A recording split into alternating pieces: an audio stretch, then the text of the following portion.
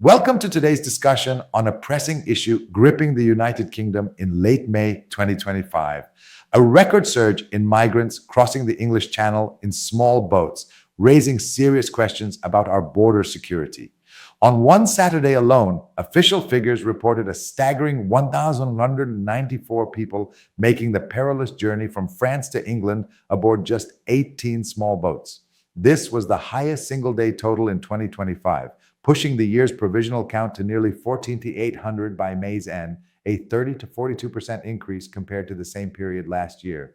The sheer volume overwhelmed our border force vessels and lifeboats, forcing the Coast Guard to issue an urgent call for local fishing boats to assist with rescues. A Home Office spokesperson put it starkly: these dangerous crossings not only risk lives but undermine our border security, demanding urgent action to stop them. That Saturday's influx wasn't just a number. It was the largest daily tally of 2025 and one of the highest ever, second only to the peak of 1,305 crossings on September 3rd, 2022. The total for 2025 has already surpassed 14,000, far outpacing previous years and exposing the failure of current measures to stem the tide. The scenes in the channel, overcrowded boats, stretched-thin rescue crews, were described as shocking by officials on the ground. This crisis has sparked intense scrutiny of the government's border control strategy, with many asking whether Britain's defenses against unauthorized entry have collapsed under the strain. The gravity of this situation was laid bare by none other than Defence Secretary John Healey, who admitted that Britain has lost control of its borders in recent years. Speaking candidly, Healey called the weekend's events pretty shocking, pointing to a chaotic asylum system inherited from the previous Conservative government under Rishi Sunak. He described people smuggling operations loading boats on French beaches like a taxi service, highlighting the ease with which traffickers operate. Healey also noted a critical gap in French enforcement. Their police can't intervene once boats launch from shallow waters, a loophole smugglers exploit. The UK is pushing France to change these rules. And while Healey says cooperation between the two nations is stronger than ever, Britain is urging Paris to act swiftly. His blunt admission that border security has failed carried weight, serving as both a critique of the past government and a call to action for the current one. This crisis isn't happening in isolation.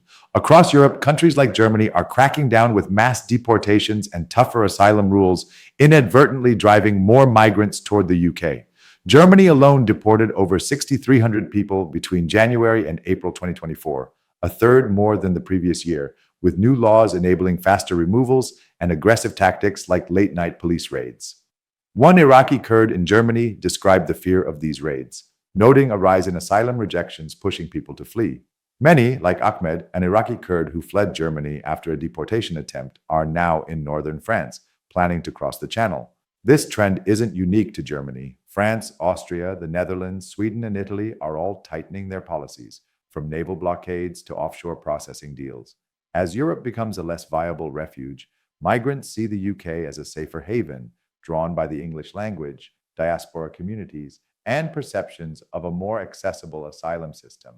This has fueled the surge in channel crossings, as desperate people risk the dangerous sea route rather than face deportation to unstable homelands.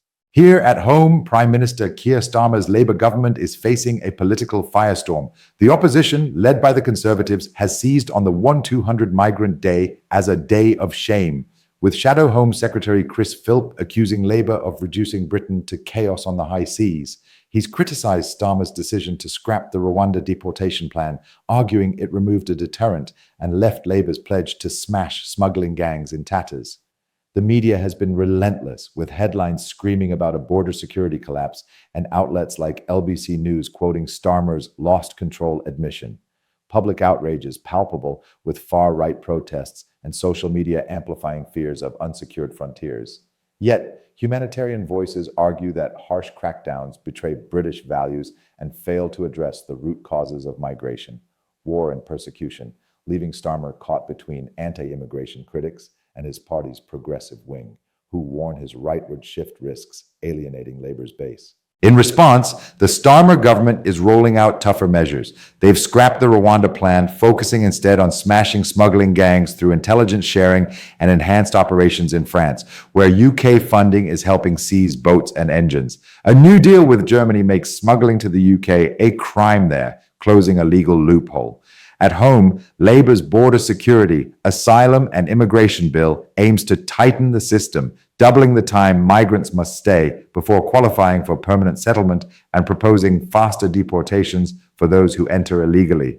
Starmer's team is also exploring overseas return hubs for rejected asylum seekers, though a recent pitch to Albania was publicly rebuffed, drawing conservative mockery.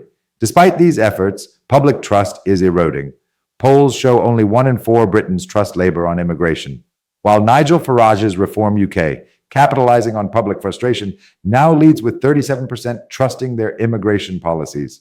Farage's rising popularity and Reform's local election gains have rattled Labour, prompting Starmer's tougher rhetoric, but this risks alienating Liberal supporters who want a more compassionate approach. The Channel crisis is a defining test for Labour. It's galvanized the right, revived Farage's far-right movement, and squeezed Starmer between public anger and party ideals. Every new boat arrival fuels critical headlines and dents Labour's credibility.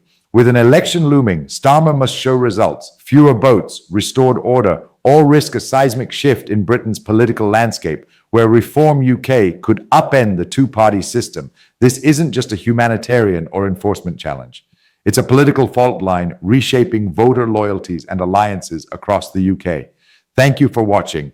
Let's discuss what this means for Britain's future.